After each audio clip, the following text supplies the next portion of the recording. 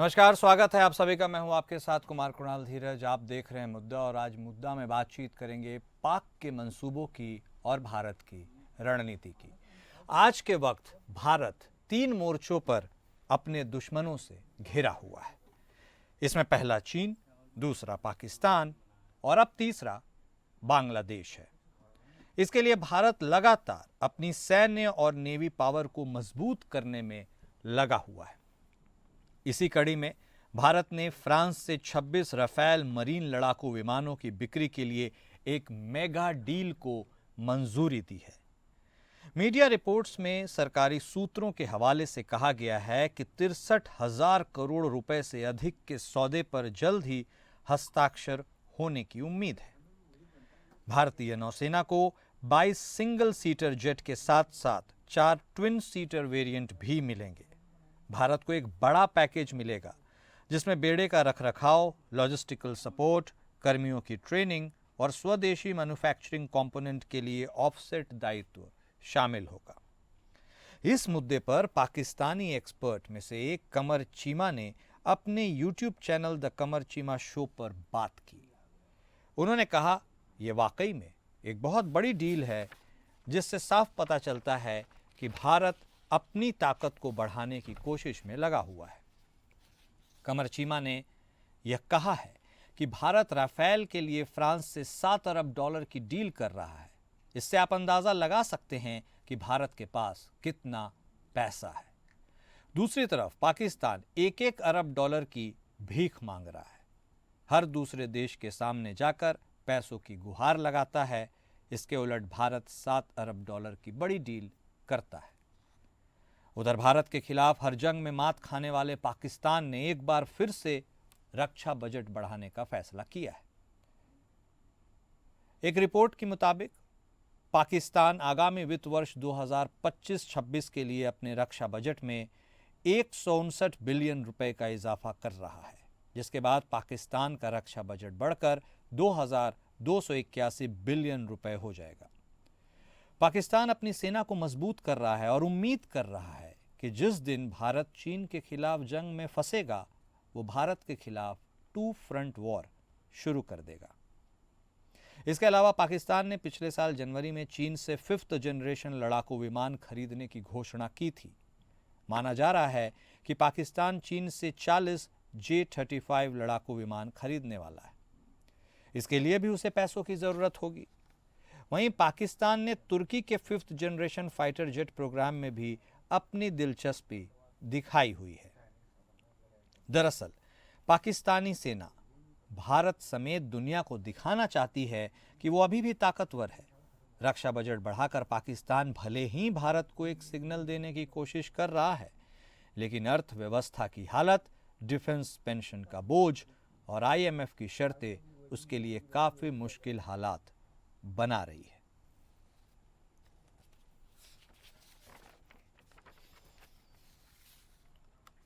और पाक के ये मंसूबे अगर हैं तो भारत की भी अपनी रणनीति है। और क्या भारत इन सारे संभावित खतरों को भांपते हुए अपने रक्षा बजट में जो इजाफा कर रहा है, जो बेड़े में शामिल करने के लिए राफेल के साथ डील हो रही है फ्रांस से, ये अपने आप में उसका एक उदाहरण है। इसी पर आज हम चर्चा करेंगे। हमारे साथ हमारे खास मेहमान जुड़ चुके हैं। हमारे साथ बतौर रक्षा विशेषज्ञ कर्नल दिनेश शर्मा साहब भी जुड़ चुके हैं। हमारे साथ सामरिक मामलों के जानकार संजीव श्रीवास्तव साहब भी जुड़ चुके हैं। आप दोनों खास मेहमान का स्वागत है। सबसे पहले श्रीवास्तव साहब, शुरुआत आप ही के साथ करते हैं। अब देखिए, राफेल हमने पहले भी मंगाया था, राफेल हम फिर से भी मंगा रहे हैं। पहले वाला राफेल इस वाले राफेल से थोड़ा अलग था क्योंकि अब हम मरीन राफेल मंगा रहे हैं। उस पर गौर करने वाली बात है कि नेवी के क्षेत्र में या समुद्री दायरे में हम बात करें तो इससे और ज़्यादा हमारी क्षमताएं घातक या मारक होंगी। ऐसे में चीन के साथ उस संभावित खतरे को टटोलते हुए पाकिस्तान भी अपने रक्षा बजट में इसलिए क्या इजाफा कर रहा है कि मौका पड़े तो भारत के खिलाफ आक्रमण कर देगा। और क्या यह इतना आसान होगा? और यदि वह अपने बजट में इजाफा कर भी रहा है तो पाकिस्तान के इकोनॉमिक हालात किसी से छिपे तो नहीं है। ऐसे में पाकिस्तान कितना ही हाथ पैर मार सकता है, ये अपने आप में सोचने की बात है। ओपनिंग कमेंट आप ही से सर। जी जी बिल्कुल। देखिए कुणाल जी, पाकिस्तान की मंशा यही है कि वो अपने हथियारों के जखीरे में अधिक से अधिक वेपन सिस्टम्स को एक्वायर करे और उसका इस्तेमाल भारत के विरुद्ध करने की उसके मंसूबे अवश्य दिखाई देते हैं और भारत ही उसका प्राइम टारगेट रहता है, इसमें कोई दो राय नहीं है। लेकिन मंसूबे रखना, मंशाएं रखना और उसको अमली जामा पहनाना, दोनों में बहुत बड़ा अंतर है। पाकिस्तान वर्तमान समय में अनेक जो है चुनौतियों से जूझ रहा है। वो चुनौतियां तो साधारण चुनौतियां नहीं है, बल्कि पाकिस्तान एक अस्तित्व के संकट से भी जूझ रहा है। चाहे वो आर्थिक स्थिति हो, जहां पे आप देखिए तो पाकिस्तान हर वर्ष उसे इंटरनेशनल मॉनेटरी फंड में लोन के लिए जाना पड़ता है। 24 बार पाकिस्तान ऐसा कर चुका है और पाकिस्तान के जो आर्थिक हालात है बेहद दयनीय है। बैलेंस ऑफ पेमेंट की जो क्राइसिस है वो लगातार वहां बनी रहती है। वो IMF की वजह से और कुछ तथाकथित एक दो मित्रों की वजह से वो अपनी इकोनॉमी को सर्वाइव कर पा रहा है। करप्शन बहुत ही ज्यादा गहरा है। पाकिस्तान की जो सेना है उसने इकोनॉमिक इंस्टीट्यूशंस को भी मजबूत नहीं होने दिया और इकोनॉमिक सिस्टम पर भी पाकिस्तान की जो सेना है, वहाँ की जो रिटायर्ड मिलिट्री जनरल्स हैं, वो अपना पूरा ऑक्यूपेशन रखते हैं, वहाँ की इकोनॉमिक सिस्टम को भी कंट्रोल करते हैं। इसलिए वहाँ पर इकोनॉमिक डेवलपमेंट जिस तरह से होना चाहिए और उसके लिए जो इंस्टीट्यूशंस होने चाहिए वो कभी बन नहीं पाए। और वहाँ पर सुरक्षा संबंधी सामयिक चुनौतियां बहुत गहरी हैं। तहरीके तालिबान पाकिस्तान नामक जो आतंकी संगठन है, जो कि पाकिस्तान का ही क्रिएशन है, वो अब पूरे पाकिस्तान पर शासन करना चाहता है। वो पूरे पाकिस्तान का तालिबानाइजेशन करना चाहता है, पूरे पाकिस्तान में कट्टर शरिया लॉ लागू करना चाहता है। वैसा ही शासन TTP पाकिस्तान में स्थापित करना चाहता है, जैसे कि अफगानिस्तान में तालिबान ने कर रखा है। वहाँ पर सामरिक हालात बहुत खराब है। वहीं दूसरी तरफ बलूचिस्तान में Baloch liberation army, Baloch liberation front जैसे जो आतंकी संगठन है वो बड़े हमले कर रहे हैं, ट्रेन से अगवा हो जा रही है, आर्मी के जो काफिलों पर हमले हो रहे हैं। तो ऐसे में जो इन्वेस्टर्स हैं वो कभी भी पाकिस्तान को लेकर के श्योर नहीं रहते, इन्वेस्टमेंट वहां पर नहीं आता है। और जैसे कि मैंने कहा कि जब तक आपके इन्वेस्टर जो फ्रेंडली और इन्वेस्टर को प्रोटेक्ट करने का एटमॉस्फियर जब तक वहां पे नहीं बनेगा, तब तक कोई वहां पर आएगा नहीं। चाइना जैसा एक जो राष्ट्र है जो कि अपने कॉलोनियल माइंडसेट की वजह से वो वहां पर इन्वेस्टर्स ने जो BRI के और फिर CPC के तहत किया है, उसके ऊपर भी हमले हो रहे हैं। चाइनीज इंजीनियर्स को, चाइनीज वर्कर्स को टारगेट किया जा रहा है। तो ऐसे में वहां पर इन्वेस्टमेंट तो आएगा नहीं, ऐसे में पाकिस्तान के हालात आगे नहीं हो सकते। तो इस तरीके का जो पाकिस्तान है, और मैं एक दो बातें और ऐड कर दूं, राजनीतिक हालात भी बहुत अस्थिर हैं। सबसे अधिक जो पॉपुलर लीडर इमरान खान वो जेल के अंदर है और अब पूरे पाकिस्तान में सेक्टेरियन वायलेंस और इंटर स्टेट वायलेंस के भी शुरू होने का खतरा हो गया। शिया सुन्नी एक दूसरे के ऊपर हमले कर रहे हैं। बलूचिस्तान अलग होने की मांग कर रहा है। पाकिस्तान ऑक्युपाइड कश्मीर और गिलगित बल्तिस्तान के लोग अपने मूल राष्ट्र भारत में आना चाहते हैं, जो उनकी मातृभूमि है। और जाहिर है कि सिंध और खैबर पख्तूनख्वा में भी स्थितियां अच्छी नहीं है। तो ये जो पाकिस्तान है वो अस्तित्व के संकट से जूझ रहा है और ऐसे में ये अगर फिफ्थ जनरेशन के फाइटर जेट को एक्वायर करने के मंसूबे पाल रखे हैं, वो मंसूबे पूरे होते हुए नहीं दिखाई देंगे।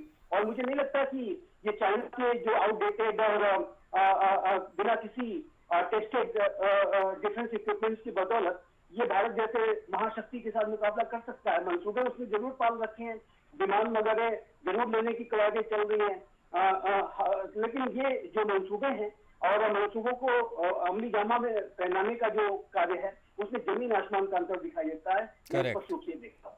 करेक्ट, नहीं बिल्कुल डिटेल से तो आपने सारी चीज़ों को बता ही दिया। शर्मा साहब, अब रक्षा के नज़रिए से यदि आप इन चीज़ों को देखें और समझने की कोशिश करें तो भारत का यह $7 अरब का डील फ्रांस के साथ, और दूसरी तरफ वहीं के पाकिस्तान के सरजमी से आवाज़ आती है कि पाकिस्तान तो $1-1 अरब के लिए एक देश तो कभी दूसरे देश के सामने हाथ फैलाता है। तो ये जो गैप है, ये जो इतना बड़ा गैप है, इस गैप को भले ही भरने की वह कोशिश कर रहा है। चाइना कोई भी चीज़ उसे फ्री में थोड़ी देगा, चाइना के तो अपने मंसूबे होते हैं। उसके अंतर में जिस ओर श्रीवास्तव साहब ने इशारा किया कि इंटरनल इतने सारे क्राइसिस है पाकिस्तान में, चाहे तहरीके तालिबान की बात करें, बलूचिस्तान वाले फ्रंट की बात करें, या फिर फॉर दैट रीज़न ईरान की भी सीमा के साथ जो उसकी टेंशन्स है उसकी बात करें, तो इन सारी चीज़ों को देखकर होलिस्टिकली आपको लगता है कि पाकिस्तान जो भी ख्वाब देख ले, सपने देख ले, रक्षा बजट में इजाफा कर ले, लेकिन प्रैक्टिकली तो कुछ हासिल होने वाला है नहीं। और भारत तो वैसे भी 3 मोर्चों पर अपने दुश्मनों से, संभावित दुश्मनों से घिरा ही हुआ है। एक तरफ चीन, पाकिस्तान और अब नई एंट्री बांग्लादेश। कुणाल जी, आपने अपनी जो इंट्रोडक्शन के अंदर जो है बताया, जो पाकिस्तान के बारे में बताया है। देखिए साहब, ऐसा है कि पाकिस्तान की कथनी और करनी के अंदर बहुत फर्क है। झूठ बोलना उनकी फितरत है।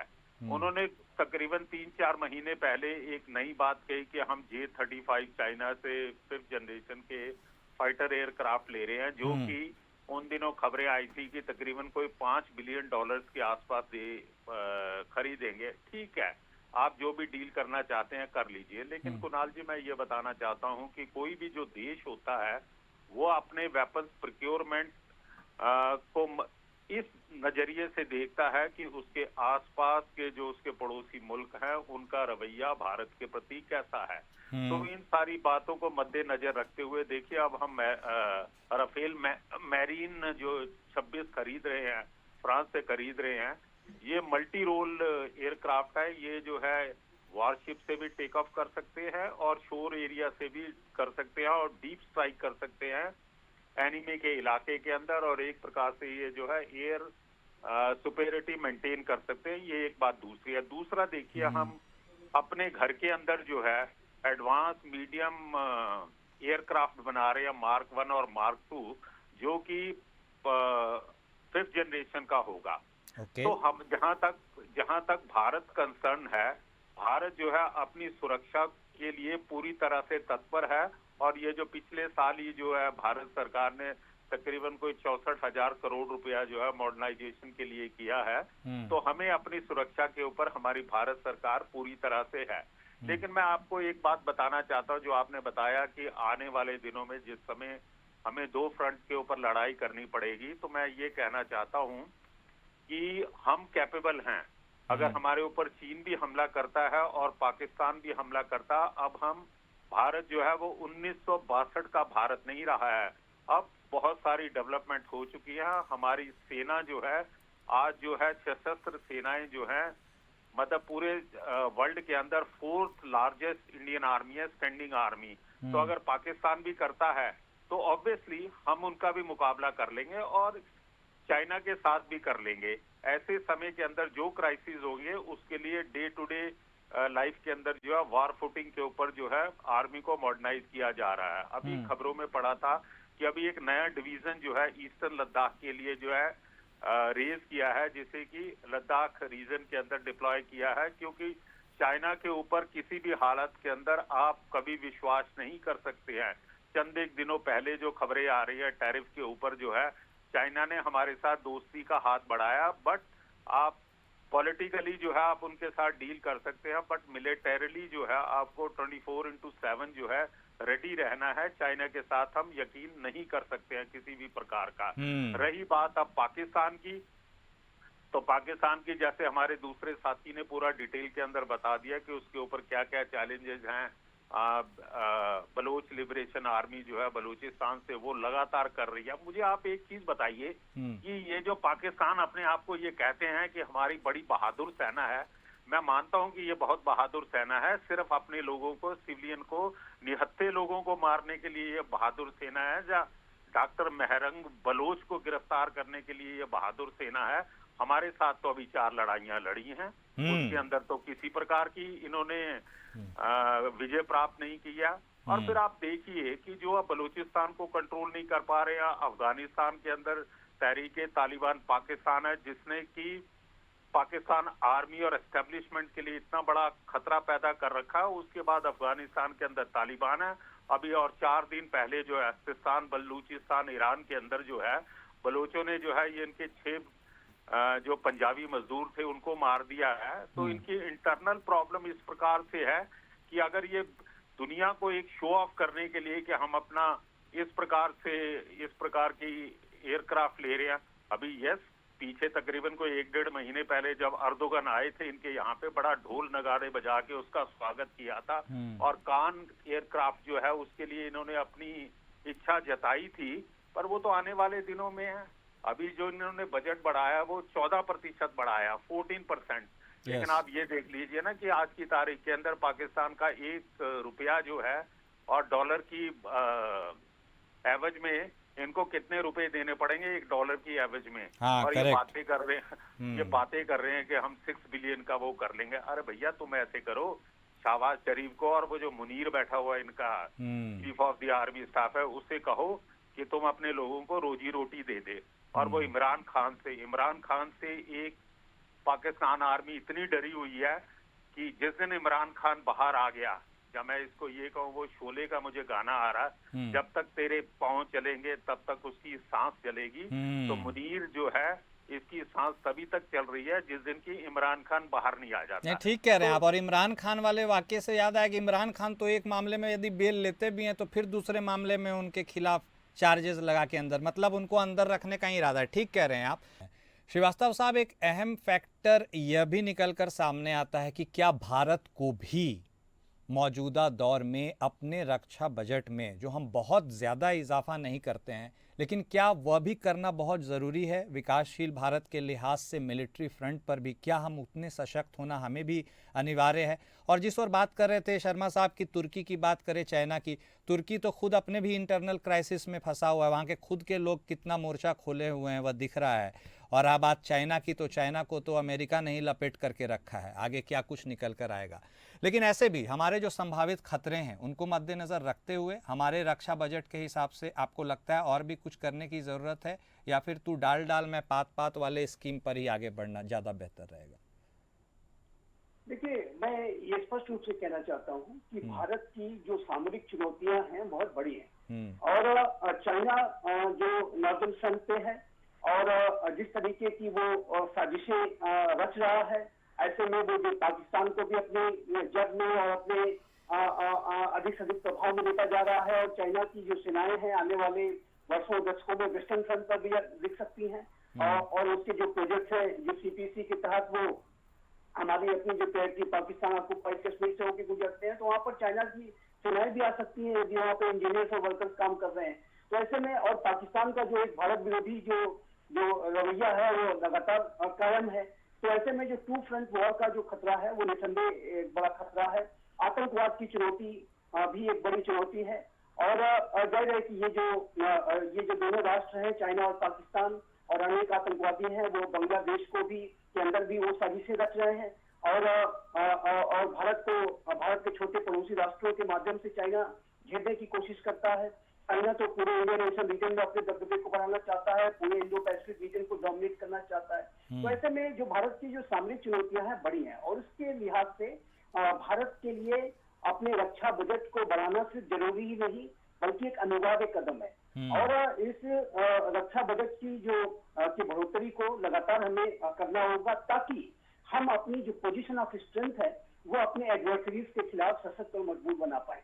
और आज आप देखिए तो आज का ये जो नया भारत है, प्राइम मिनिस्टर श्री नरेंद्र मोदी के नेतृत्व का, वो अपने एडवर्सरीज से और खासकर चाइना के साथ, जो कि मेरे असेसमेंट के मुताबिक 21वीं सदी का भारत के लिए भी और पूरे विश्व के लिए, सभी लोकतांत्रिक राष्ट्रों के लिए सबसे बड़ा चैलेंज साबित होगा। उसको डील करने के लिए हमें अपनी पोजीशन ऑफ स्ट्रेंथ को लगातार जो है बढ़ाना होगा। और अगर अभी आप देखिए कुणाल जी, तो आज भारत के इसी बदले हुए अप्रोच की वजह से कि जब हम चाइना के साथ ताकत की भाषा से बात करते हैं, और चाइना को हमने चाहे गलवान में के समय की घटना रही हो या उसके पहले 2017 में डोकलाम के इश्यूज रहे हो, जाहिर है कि हर जगह चाइना को हमने झुकने पर मजबूर किया है। और ये तभी हो पाया है कि जब भारत ने चाइना की साजिशों को ध्यान में रखते हुए एक मिरर डिप्लॉयमेंट किए हैं। इंडिया चाइना बॉर्डर एरियाज पर भारत के द्वारा जो संकल्प दिखाया गया 73 डेज का जो स्टैंड ऑफ था डोकलाम में 2017 में, या गलवान की हिंसा के बाद कई वर्षों तक लगातार, आज भी लगातार वो भारत का जो पोजीशन ऑफ स्ट्रेंथ है वो लगातार सशक्त और मजबूत हुआ है। भारत का जो इंफ्रास्ट्रक्चर डेवलपमेंट प्रोग्राम है, ऊंची से ऊंचे क्षेत्रों में 18,000 फीट की ऊंचाई से सड़कें बनाना, ब्रिजेज बनाना, टनल्स बनाना और मोबाइल टावर से स्थापित करना, सेना के हमारे जवानों के लिए अत्याधुनिक बंकर्स की व्यवस्था करना, हथियारों की व्यवस्था करना, ये जो सारी जो कार्य है वो लगातार तेज गति से किए जा रहे हैं। और यदि हमें अपने पोजीशन ऑफ स्ट्रेंथ को, अपने मिलिट्री के पोस्चर को सशक्त और मजबूत और रोबस्ट बनाए रखना है, जो कि एक अनिवार्य आवश्यकता है, मैं फिर से इसको कहूंगा, तो ऐसे में हमें अपने डिफेंस बजट को लगातार बढ़ाना होगा और लगातार जो है अपनी सेनाओं को मजबूत करना होगा। साथ ही साथ चूंकि हम यहाँ पर राफेल एम की भी चर्चा कर रहे हैं और मैरीटाइम डोमेन की चर्चा कर रहे हैं। तो ऐसे में मैं ये कहना चाहता हूँ कि भारत को अपने वायुसेना की स्क्वाड्रन की संख्या को अधिक से अधिक बढ़ाने की आवश्यकता है। कम से कम ये संख्या 44 होनी चाहिए, जो कि वर्तमान समय में कम है, और इसको तेज गति से इसको बढ़ाने की आवश्यकता है। सबमरीन्स की बड़ी आवश्यकता है, जिसको कि हमें लगातार एक्वायर करना होगा या स्वयं से निर्मित करना होगा। भारत आज स्वयं से सबमरीन्स भी बनाता है, और अन्य जो इक्विपमेंट्स हैं उसको चाहे भारत इंडिजिनस तरीके से या इंपोर्ट करके उसको लगातार एक्वायर करने की आवश्यकता है, और सभी के लिए जाहिर है कि बजट की आवश्यकता होगी। इसी वजह से हमें अपने राष्ट्र के जो बजट के निर्धारण में रक्षा के क्षेत्र को बहुत अधिक मात्रा देने की आवश्यकता है, क्योंकि इसमें एक बात और भी ऐड करना चाहता हूं। ये तो भारत की चुनौतियों की बात मैंने की, लेकिन आप वैश्विक स्तर पर देखिए तो अंतर्राष्ट्रीय समुदाय में आज एक नए तरीके के संकट को हम देख रहे हैं। एक महाशक्तियों के बीच में हथियारों की होड़ शुरू हो गई है, जो नए शीत युद्ध का खतरा दिखाई दे रहा है। China, Russia, Iran, north Korea के इस तरीके के जो राष्ट्र हैं वो एक खेमे में जाते हुए दिखाई दे रहे हैं। अमेरिका, उसके नेटो के एलाइज और उसके अंदर जो एलाइज और कुछ पार्टनर्स एक खेमे में जाते दिखाई दे रहे हैं। और वैश्विक स्तर पर जो आर्म्स कंट्रोल को लेकर के जो रेजिम्स थी वो टूट रही हैं, चाहे वो इंटरमीडिएट न्यूक्लियर फोर्स सिटी रही हो या स्टार सिटी भी खतरे में दिखाई देती है। तो ऐसे में जो वैश्विक स्तर पर भी आप देखिए तो एक हथियारों की होड़ चल रही है। तो ऐसे में भी भारत को अंतर्राष्ट्रीय एनवायरमेंट में जिसमें कि भारत की बहुत बड़ी भूमिका है, और भारत एक नेट सिक्योरिटी प्रोवाइडर के रूप में और बहुत ही रिस्पॉन्सिबल राष्ट्र के रूप में जाना जाता है। यदि भारत को वैश्विक स्तर पर भी अपनी भूमिकाओं को अदा करना है, इंडो पैसिफिक रीजन के रूल्स बेस्ड ऑर्डर को बनाए रखना है, तो ऐसे में भारत को अपना रोबस्ट डिफेंस posture होना चाहिए, और उसके लिए डिफेंस बजट की नितांत आवश्यकता है, उसे लगातार बढ़ाते रहने की आवश्यकता है। लेकिन अच्छी बात यह है कि आज का ये जो नया भारत है, प्राइम मिनिस्टर श्री नरेंद्र मोदी के नेतृत्व का, वो इन आवश्यकताओं को बहुत अच्छी तरह से समझता है। चाइना के चरित्र को, पाकिस्तान के चरित्र को बहुत अच्छी तरह से समझता है, अंतर्राष्ट्रीय एनवायरमेंट को हम बहुत अच्छी तरह से समझते हैं, और उसको ध्यान में रखते हुए सारे मेजर्स लिए जा रहे हैं और आगे भी लिए जाएंगे, ऐसा मेरा पूरा विश्वास है, जिसमें कि भारत एक रोबस्ट डिफेंस posture को मेंटेन कर सके। नहीं, ठीक कह रहे हैं आप, और बिल्कुल ज़रूरत भी है। और शर्मा साहब, आप तो रक्षा के क्षेत्र को बहुत करीब से जानते हैं, समझते हैं। कोई वॉर नहीं चाहता है, लेकिन no one can rule this possibility कि भाई कभी भी कोई भी देश वॉर के इस चक्रव्यूह में घिर सकता है। ऐसे में आप इन तीनों फ्रंट्स का, नभ का बात करें, जल का बात करें, थल का बात करें, आपको लगता है कि इन तीनों फ्रंट्स पर हम जितने सशक्त हैं उसमें और इजाफा करने की ज़रूरत है, और यदि और बजट की ज़रूरत भी पड़े तो, जो मैं बात श्रीवास्तव साहब से कर रहा हूं, आप कितना कैपेबल समझ रहे हैं आज के इस मॉडर्न टाइम्स में हमारी डिफेंस फोर्सेस को?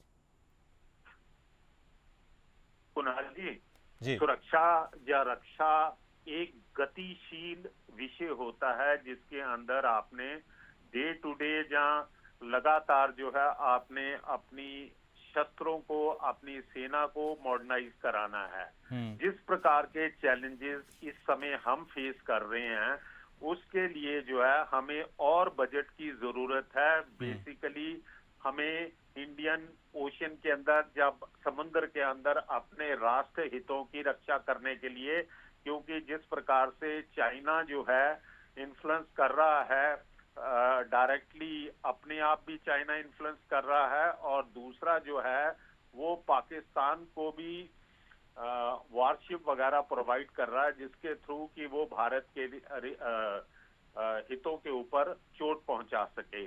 दूसरा आ जाता है कि हमें जो है अपनी सेनाओं के अंदर बहुत वॉर फुटिंग के ऊपर आर्टिफिशियल इंटेलिजेंस को इनकॉर्पोरेट करना पड़ेगा अपने वेपन सिस्टम में और बाकी रक्षा के संसाधनों में। और इसके साथ साथ जो है हमें जो है अब जो है अपना स्पेस वॉरफेयर के अंदर भी महारत हासिल करनी होगी, क्योंकि जिस प्रकार से चाइना ने स्पेस स्टेशन के अंदर अपना काफी डेवलपमेंट कर ली है, आने वाले दिनों में जिस समय वॉर होगी तो इस प्रकार की कैपेबिलिटीज है कि वो हमारी मिसाइलों को मिसगाइड कर सकती है, वो हमारे बाकी वेपन सिस्टम के ऊपर भी अफेक्ट कर सकती है। तो इसके लिए जो है हमें अपनी सेना का और मॉडर्नाइज करनी पड़ेगी, बजट की आवश्यकता पड़ेगी। दूसरा, आज की तारीख के अंदर एज पर दी मीडिया रिपोर्ट हमारे पास जो है फाइटर एयरक्राफ्ट के स्क्वाड्रन्स की कमी है, जो कि हमें जल्दी से जल्दी जो है हमारे पूरा का पूरा जितनी ऑथराइजेशन है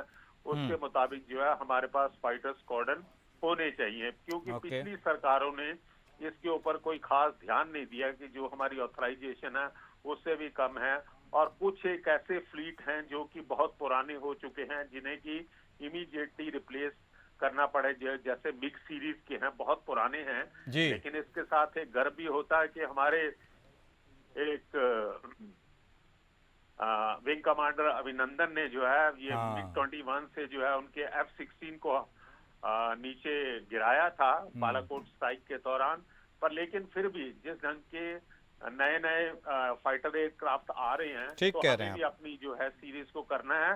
बाकी बेसिक जो एम है कि हम चाहे पाकिस्तान कुछ भी बोलता रहे, चाहे झूठ बोले या कुछ करे, लेकिन हम अपनी सुरक्षा को नजरअंदाज नहीं कर सकते हैं, क्योंकि कुणाल जी किसी भी युद्ध के अंदर रनर्स अप के लिए कोई ट्रॉफी नहीं होती है। तो इसलिए जो है चाहे हमें इनके ऊपर नजर रखनी है कि ये लोग क्या कर रहे हैं, हमारे इंटरेस्ट को किस प्रकार से ये नुकसान पहुंचा सकते हैं। आने वाले सालों में चाइना और पाकिस्तान से हमें थोड़ा सा विजन जो है वो इमीडिएट के लिए नहीं है, आज से 10 साल के बाद क्या हो सकता है, हमें उनके ऊपर जो है स्टडी और हमारे थिंक टैंक को सोचना पड़ेगा, और उन्हीं चीजों को जो है मद्देनजर रखते हुए हमें आज से डेवलपमेंट करनी पड़ेगी। ठीक है सर। कुणाल जी, कोई भी सेना या कोई भी सुरक्षा तंत्र जो होता है वो ओवरनाइट तैयार नहीं होता, इसको तैयार करने में, इम्प्लीमेंट करने में सालों लग जाते हैं। अगर हम आज बात करते हैं एडवांस मीडियम कॉम्बैट एयरक्राफ्ट की, तो ये भी हमें अब लास्ट ईयर जो है पैसा रिलीज हुआ है, इसको डेवलप करने में और इसको पूरा का पूरा जो है फंक्शनल बनाने में इट टेक्स अबाउट 2035 तक आएगा। Rightly sir. ये जो है जी तो ये है कि हमें कंटिन्यूसली इसके ऊपर काम करना पड़ेगा कुणाल जी। बिल्कुल सही कहें सर आप, ऑनगोइंग प्रोसेस है और इसे और ज़्यादा सुदृढ़ बनाने के लिए नवीनीकरण की ज़रूरत तो काफ़ी हद तक पड़ती है। बहुत शुक्रिया आप दोनों खास मेहमान का हमारे साथ जुड़ने के लिए और इस चर्चा में शामिल होने के लिए। तो देखिए, पाकिस्तान चाहे जो भी मंसूबे बनाते रहे, लेकिन भारत की रणनीति स्पष्ट है। हम जो डील कर रहे हैं वो अभूतपूर्व है, और इस लिहाज से यदि देखा जाए तो हम वे अहेड हैं पाकिस्तान के मिलिट्री वॉरफेयर टैक्टिक्स से आज के संदर्भ में। मुद्दा में आज बस इतना ही। नमस्कार।